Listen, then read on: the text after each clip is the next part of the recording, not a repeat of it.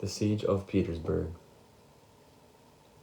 Some general information about the Siege of Petersburg was it took place from June 9th, 1864 to March 25th, 1865. The casualties for the Union was 42,000 soldiers, and the Confederate was 28,000.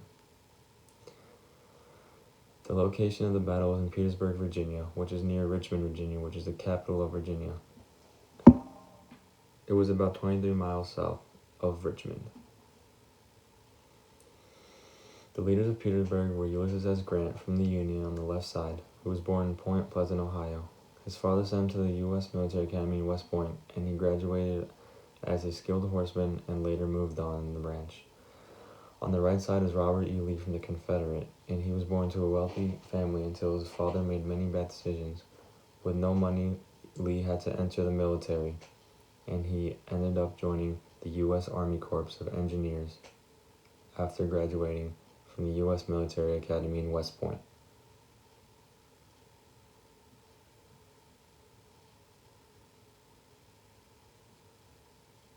The battle plan was the blue, which is the Union coming in from the east, attacking Lee, and in the red was Lee trying to defend the biggest attacks, but Grant ended up pushing through and progressed towards Petersburg.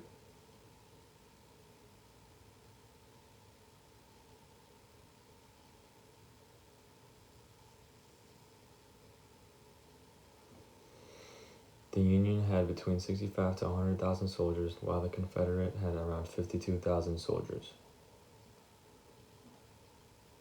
The Confederate was outnumbered, but had the nature to use as its side. Battle summary was in 1864, Grant marched with the Union Army behind him around the James River. He was unopposed and the Confederates didn't see it coming, at least not yet. Lee then brought his first line of defense, but was outnumbered by Grant's army.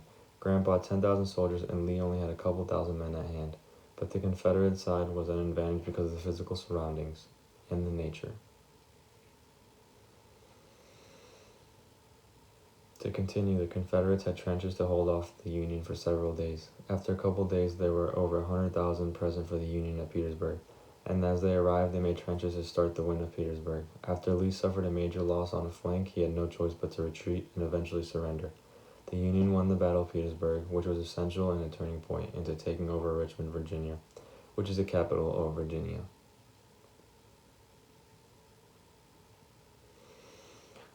A first-hand witness was Jules Galle.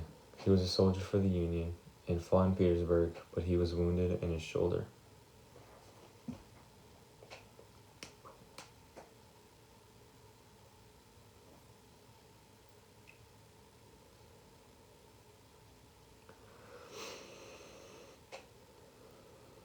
With a hurt shoulder, he was not confident surviving, but with medical aid and surgeries, he survived. His injury caused his right arm to be non-functional.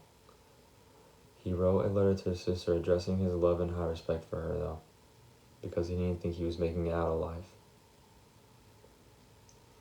The winner and the loser, the Union won and the losers were the Confederates. The Confederate couldn't handle all the heat coming in from the Union soldiers. Lee's men were outnumbered and starving in the trenches. This battle was a turning point because if the Confederate lost this town, which was 24 miles south of Richmond, they would lose Richmond as well and result in the Union victory.